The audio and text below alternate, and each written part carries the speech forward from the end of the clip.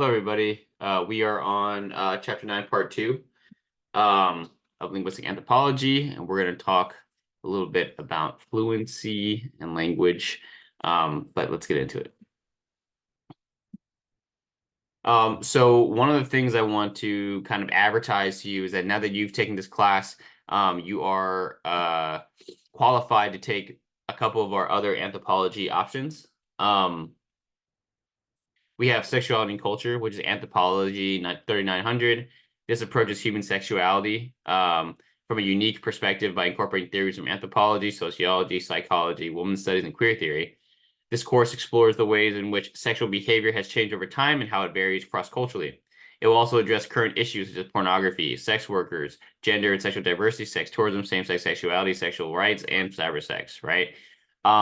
As you can see in the bottom right here, the prerequisite is that you've taken either Anthro 37, Sociology 31, or Psychology 11. However, obviously, if you're taking this class, then you will be qualifying for this class if you want it. Okay, this is taught by my colleague, Professor Igor. He's amazing, so please check that out. I believe it's fully online. I'm unsure right now if it's also in person, but just check that out if you are interested. Okay, but the second offering is human rights. This is Anthropology 3800. Overview. Get this cat out of the way. All right. Human rights. Anthropology 3800. This is an overview of anthropological, political, legal, economical, and philosophical perspectives on human rights, the history of human rights, examination of the basic treaties on human rights, and exploration of the ways in which culture, religion, race, gender, indigenousness, human trafficking, genocide, and forced migration relate to human rights. Analysis of the global and local response to contemporary human rights abuses on a variety of issues in various countries.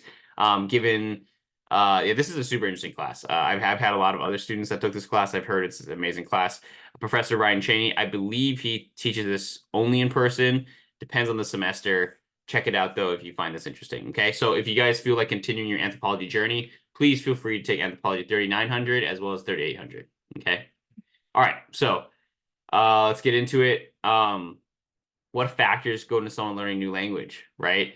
We talked a little bit about this last section, but really, a lot of people only think of kind of the individual words associated with learning a new language, but it's more than that, right? It's, as we talked about, it's also understanding when to use certain words. Okay, we're going to kind of go over that in this whole lecture. So when we're talking about learning a language, right? Children learning languages develop understanding of the rules of grammar and speech appropriate to a social context. This is very important, right?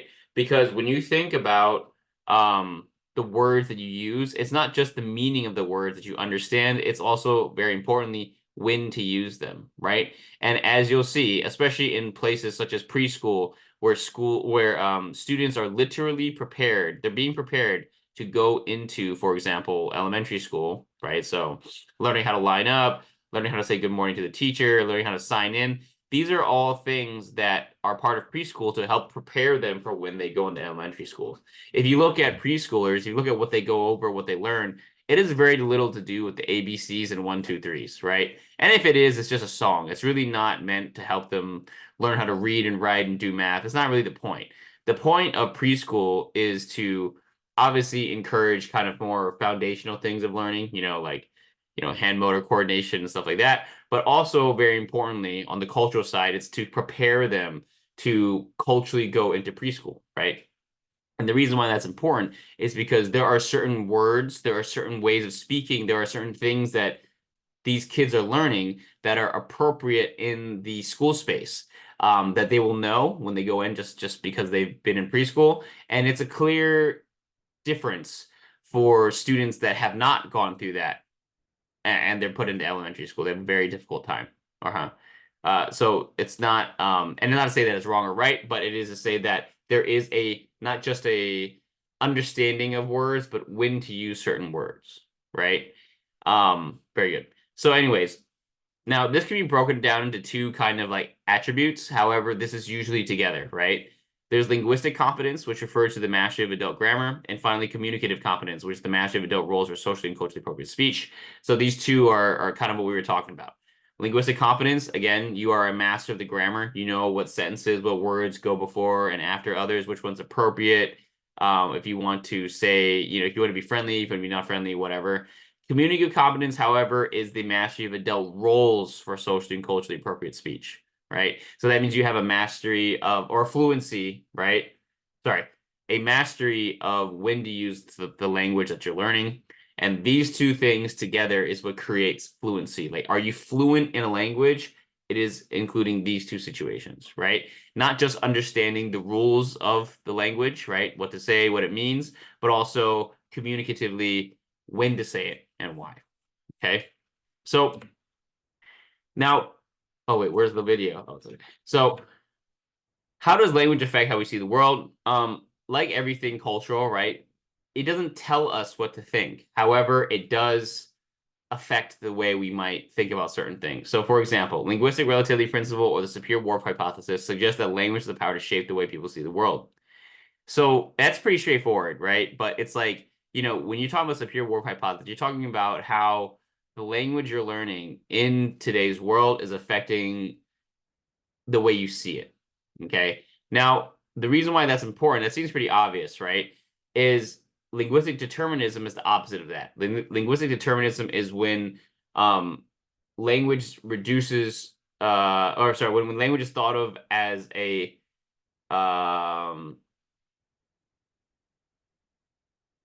as something that determines what you're thinking, right? So if it reduces patterns of thought and culture to the grammatical patterns of this language spoken. So basically what this is saying is that if you only learn how to say, you know, oh, if you are, for example, you speak Spanish, you can only understand, it's impossible for you to understand what gender neutral is or hen is, what we talked about in the previous section, right? Because of the feminine and masculine what was it called? The measurement word letters on the end, Latina versus Latino, right? Because of the Latina and Latino, there's nothing in between. And so that's why they can't understand it. But that's obviously not true as they've created the Latinx, right? So it's a great example. So, but it's important, right? And that's an easy example to understand. But it's important here, the main point of this slide is to, again, remember that language does influence the way we think, but doesn't tell us what to think. It doesn't limit us in our thinking. Okay. Now, again, but very important, it does influence the way we think. Okay. So, studying language, context of use. Pragmatics is a study of language and the context of its use that involves linguistic context, other words, expressions, and sentences surrounding the expression whose meaning one is trying to determine. So if I were to tell you, yeah, I ate a steak last night, I really enjoyed it, you, through our conversation, will know that I'm talking about the steak, right? That is an example of linguistic context. A non-linguistic context is objects and activities present when one is speaking. So if we were in class, this example is much easier to say in class. If I were to say, who is that standing by the door? I would look behind them toward the door. That is a non-linguistic context. That is a context that is not within the conversation that we're having right now, right? And when linguistic anthropologists study pragmatics, they are studying usually one of these two things, okay? Now, the next thing I need you to know is what a discourse is. A discourse represents a stretch of speech longer than a sentence united by a common theme. This is any kind of back and forth. So if we have a conversation, that's a discourse. If I post something, I know no one here uses Facebook, but if I post something on Facebook and you comment, that is a discourse. If I am sending you an email, you reply to me, that's a discourse. It's also a little bit more drawn out too. I could publish a paper, like an article, talking about how apples are good, and you can publish a paper about how apples suck. And that is a discourse about, whether apples are good for you or not. Does that make sense? So discourse in its most obvious sense is a conversation back and forth, but it could mean any kind of back and forth. Does that make sense? Okay. So we are going to watch this quick video. While we're watching this video, I want you to think about so first of all, the ladies in this particular video are going to be from China, Beijing, China, and they're in Beijing, China. So linguistic competence, community competence, which ones do they have? And more importantly, how do you know they are one or the other? What makes it clear that they are, for example, communicating more competent? Okay. All right. Also, this my video is so old that it actually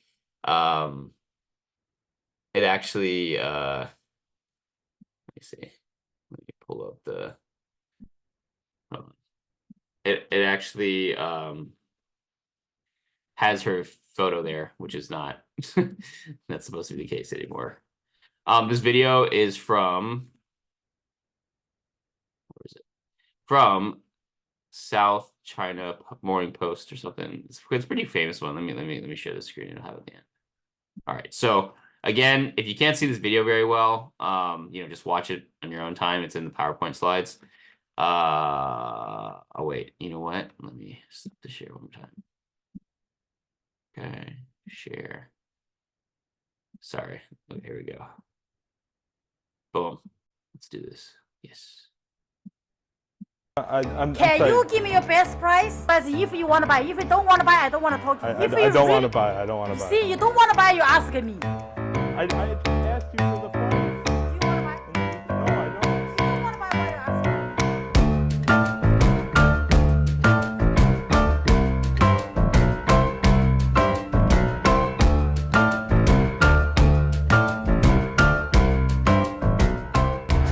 It's too much.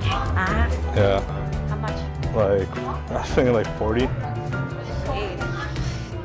No? What are you talking about? Come on, it's a winter jacket, okay? What? But what's your best price? We can discuss and don't say one price. What's your best price? You want to try? How much for these? Oh wow, no. Maybe you can try. If you like, I give you a discount. I do like it. You want to try? I like it. Now, how much you want to buy now? It's too much. It's way too How much. much do you want to buy? I ask you. This Jordan, You're this new model. not. You're not gonna like it. First, do you want to try? No, I don't want to try. How much you want? You're not gonna like it. How much for the Jordan? If you want to buy, give me price. I was gonna say 200. US dollar? No. Euro? No. This Jordan, do you know? Yeah, I know. Lady shoes, how much? not- Slipper, how much? You know slipper, how much? How much? Like Slipper, 20? 500. Ooh. Yeah, I don't like Now, that. how much your best price? Nah, I'm good. I'm How good. much you give me your best price? I'm good. I'm good. Okay, I give you best price you want. What's your best price? Where from? Where do you think I'm from? I'm thinking. You guessed, yeah. You want me guess? Yeah, you guessed. No country. No country. I'm an alien. My last price is this. I give you this, okay? No. How much you give me your You best just price? went down. I'm Can sorry. you give me your best price? Yes, 200. I give you. 200. I say best price. If you keep That- one that- price, nobody sell for you Oh. for Jordan. That Not is- the lady shoes, not the baby shoes, not the socks. You understand? That is my this best. This is Jordan. It's the high tops, Okay. not the slipper. Okay, I'm just Can saying you that's give my me your best. best price if you want to buy? If you don't want to buy, I don't want to talk to you. I If you don't want to really- buy. I don't want to buy. See, you don't want to buy, you ask me. I just asked you for the price, Do you want to buy? and then you. No, I don't. You don't want to buy, why you asking me? Well, I do. I did want to buy, but now I don't. How much you give me your best price? I'm good. I'm good. I'm good. How much your best No, price? I'm good. I'm good. I'm good. No. 200. My last price is this. I no give you this price, no see this. This is my cost price give you. You know why? You are very handsome. You Oh, have a okay. girlfriend? Yeah. How much is the price? Oh, too much. No, I'm good. It's way too much. Okay? 3,000 is way too much. How much can I pay? I only have like 1,000, so I only want to pay like. Credit card, no problem. No, I Credit card. don't have a You only credit pay card. cash. I don't have a Can you credit check card. how much cash you have? You check how much cash you have? No, I don't have cash. I have WeChat. Oh, WeChat, how much? Yeah, will you I live here. Oh, you live here? Yeah. How much for WeChat? Give me best price. for Like WeChat. 300. What are you talking about? Come on, it's a winter jacket, okay? Oh. How about this price, okay? That's too much. What's your best price? Seriously. Like serious 300. No, that's really impossible. Really impossible. Okay. What's your max? That's all I wanted to pay Give me a though. little bit more. No, nobody gives 300. That's all I wanted to pay. But what's your final price? A little bit more. No idea. You want to buy this kind of white? Give me 300, guy. I don't know. I was seeing what your price was. But what's your best price? We can discuss and don't say one price. What's your best price? Okay. 2,000. I Yeah. could do like 350. Guy, don't say three. I Three number came too here- little. Yeah. So what's your absolute price for me? Find over. Uh, Maximum. 350, More than I'm 350. telling you. 350, I'm lost money. A little bit more. I can do tops 400. 800 only for you. I don't know. Sorry. 600, okay? 400. I 500. can only do 400. Give me money. WeChat? Yeah. You are so tough guy.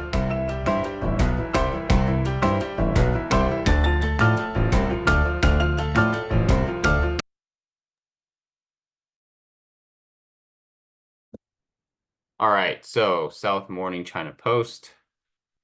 Let me share the correct screen.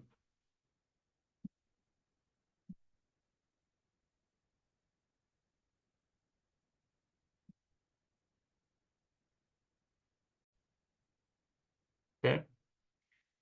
All right. So yeah. So anyway, so as you can see, right, it's pretty clear. Of linguistic competence, community competence, which one do these ladies have? It is definitely communicative competence, right? The linguistic competence is a little bit lacking. And obviously I'm very well aware that, the 2 or 3 ladies in here were the ones that spoke the best English. So I'm also aware of that. But it is very clear, right, that they have kind of their vocabulary, their understanding of the rules of English is a little bit, less, right? It's not so great. However, if you look at community competence, it's pretty clear, right? Like, they know what words to use in what situation. The most obvious indication of that is if you think about, hold on, what is going on? Why does my thing keep on going in and out like this? General webcam.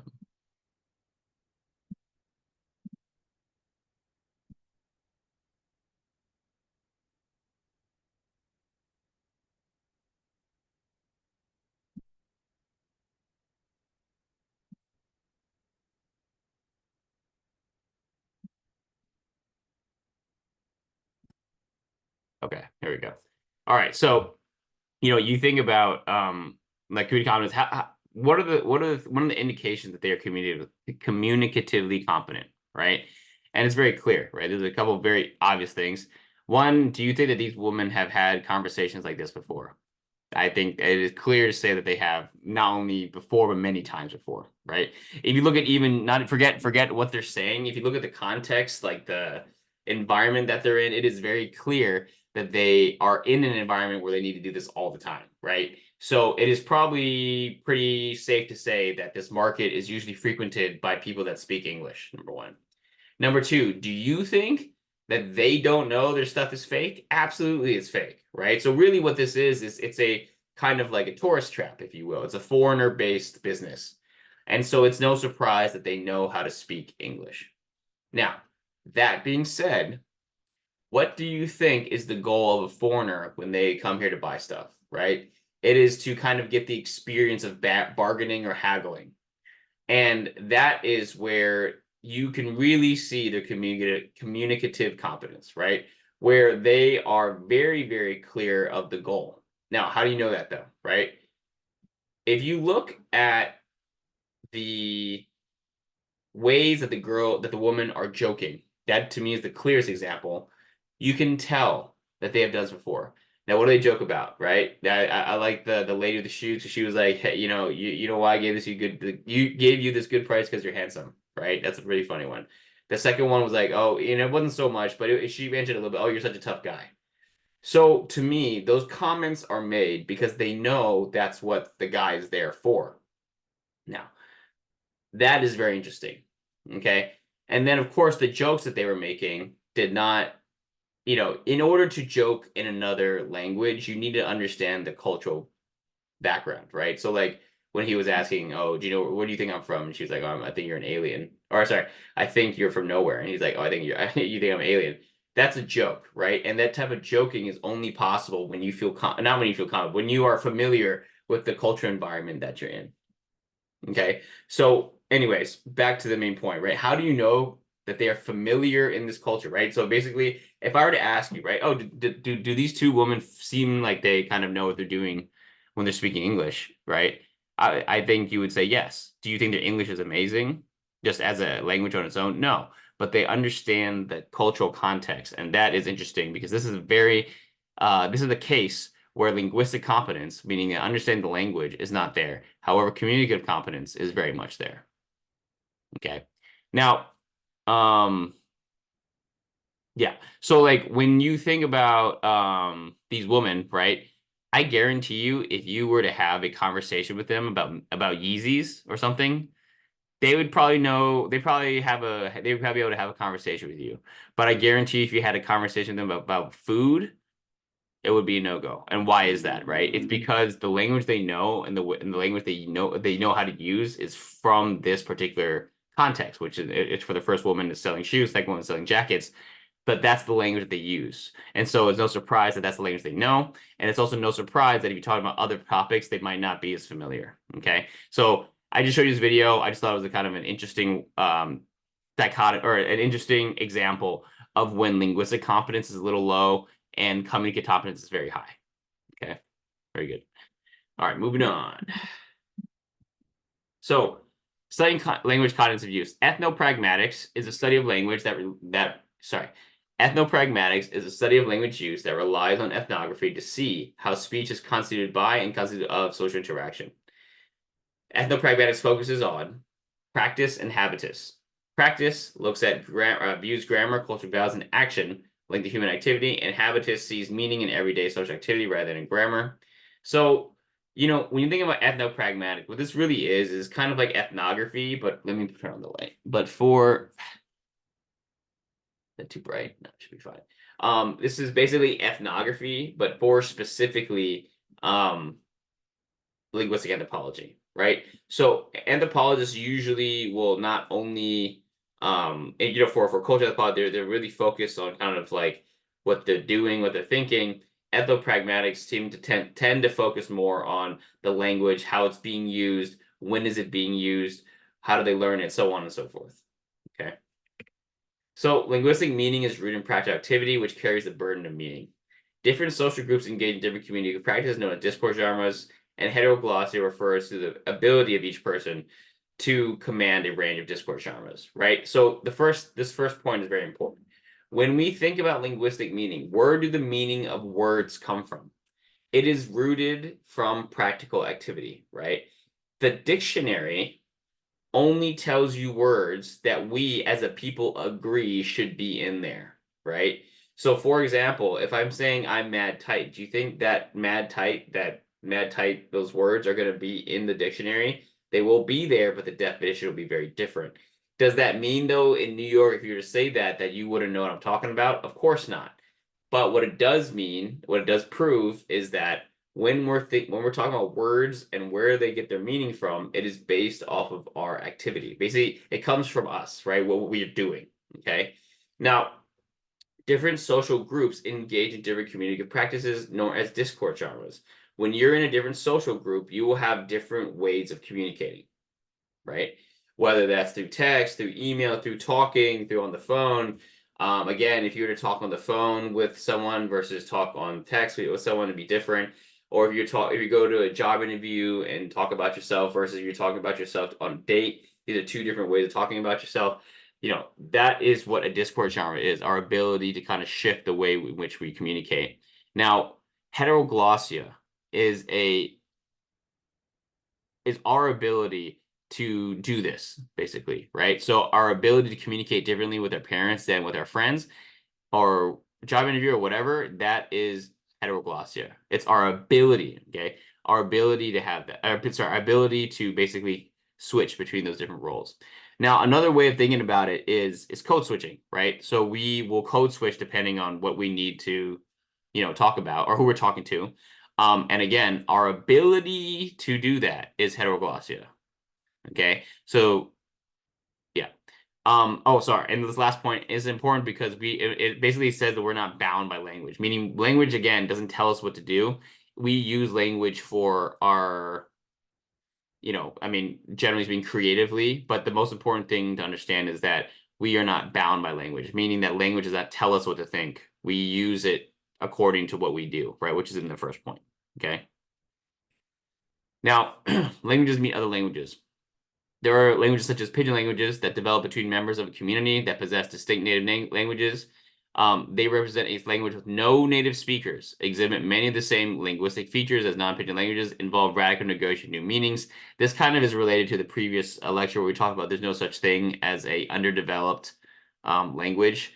A lot of people criticize pidgin languages saying they are underdeveloped or whatever, but in fact they involve a radical negotiation of new meaning. Like they describe and employ all the things that a regular language would employ. Okay. So linguistic inequality. Actually, you know, before we get into this, let's talk about language ideologies. So language ideologies are unwritten rules shared by members of a speech community concerning what kinds of language are valued. Language ideologies develop out of the cultural, social, and political histories of the groups which they belong. So let me give you a very easy example. So language ideologies exist everywhere, but let me give you an easy example. If you are going to a job interview, it is a unwritten rule that you should not be cursing. Pretty straightforward, right? If you are speaking with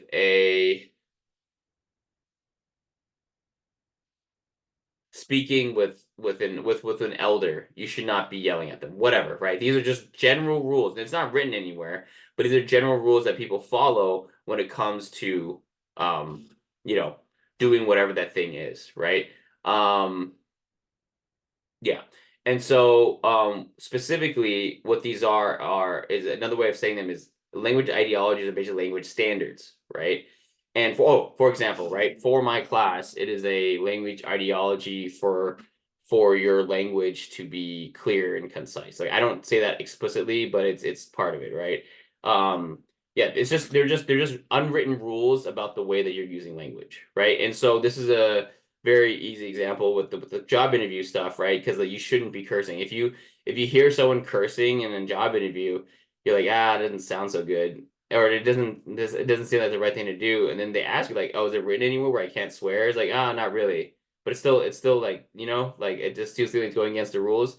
That is a language ideology. A language ideology is just another way of saying it's a language standard. Now, the problem with language ideology is that they create linguistic inequality, right? Linguistic inequality refers to the view that certain ways of speaking are standard and others are defective and inferior. Language habits of African Americans have been challenged in this perspective. So, a lot of times in universities, in job markets, and whatever, it is very, very obviously discriminated against if you have a African American vernacular, right? So basically, to translate it to easier to understand terms, if you talk street, right? Talk street, that is not going to reflect well on you when you're going to a job interview or if you are applying to a university, right? And the reason why this is a problem is because, when you think about the reasons why they are not hiring these people, right? Instead of saying, like, oh, this person, grew up in a different neighborhood or grew up in a different place, and so they speak differently. They're saying, oh, because they're saying things this way, they're uneducated. Because they're saying things this way, I don't think they'd be a good fit with our clients. Because they're saying this way, I'm not sure if they write really well. Right? These are all judgments that are associated with having different kinds of language skills that essentially are not fair, right? Because if you look at some people, they grow up speaking like that, and you look at other people, and they grow up not speaking like that. And so for the people that don't grow up speaking like that, they need to learn a whole new way of speaking and communicating in order to fit into this new framework, right?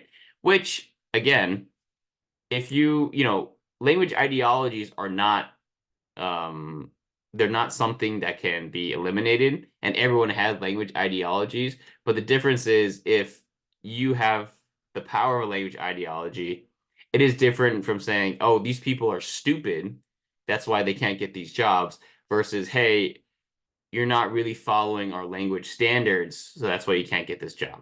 Does that make sense? It's not necessarily the ideology itself, it's the judgment that happens after that. Okay? So again, language ideology is language standards, and these language standards often create linguistic inequality, right? Basically, people are treated differently by the way they speak or the way they write or the way they communicate. And oftentimes that is associated with African American vernacular, unfortunately. Okay. So we have a language ideology example. So in the 1960s, missionaries arrived in Papua New Guinea and exposed the Kaluli to Christianity and modernization, part of which was accomplished through the introduction of literacy. The Kaluli primers that were introduced by the missionaries promoted westernization, which effectively served to strip the vernacular language of cultural practices and from discourse in church and school. Readers written in the 1970s used derogatory terms to refer to the Kaluli and depicted other practices their practices as inferior, motivating the Kaluli to change their self-perceptions and orient themselves toward Western values. The missionaries' control of these authoritative books and of these new technology of language literacy gave them the power to affect culture, change, and morph the ideology of Kaluli into that of modern Christianity. Language ideologies are not confined merely to ideas or beliefs, but rather is extended to include the very language practices through which our ideas or notions are enacted.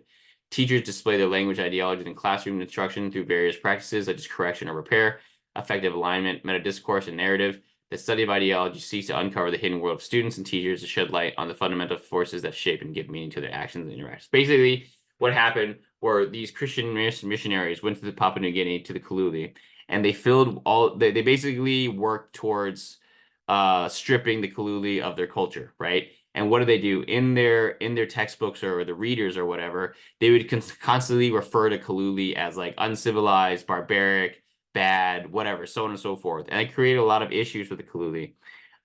They would have high rates of suicide or high rates of like mental health stuff because of their identity as the Kaluli, right? So this whole thing is to say that language ideology has a lot of power in our understanding of self, of our understanding of things in general. So it's a very powerful thing. And that's why people study them. Okay. So now let's talk a little bit about what if a language is lost.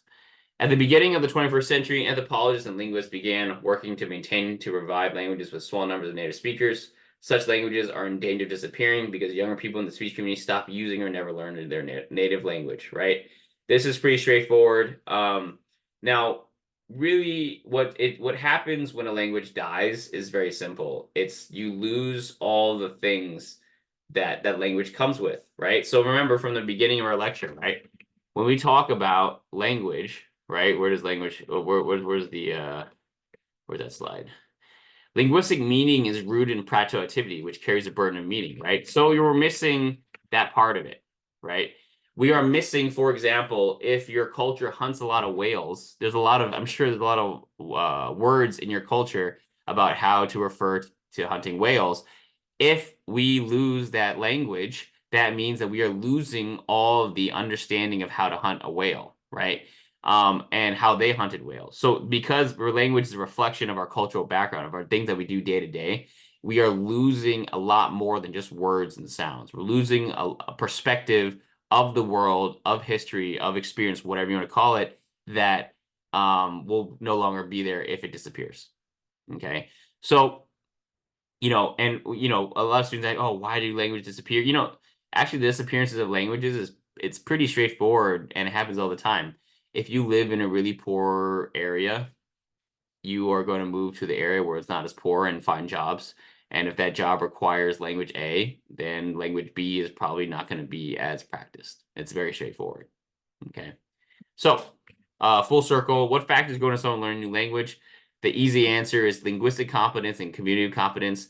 It is not just the understanding of different types of words, but when to use them. That is what really creates fluency. Okay. Hope you guys found that kind of interesting. As always, if you have any questions, please feel free to shoot me an email at raymond.fong@kbcc.cuny.edu.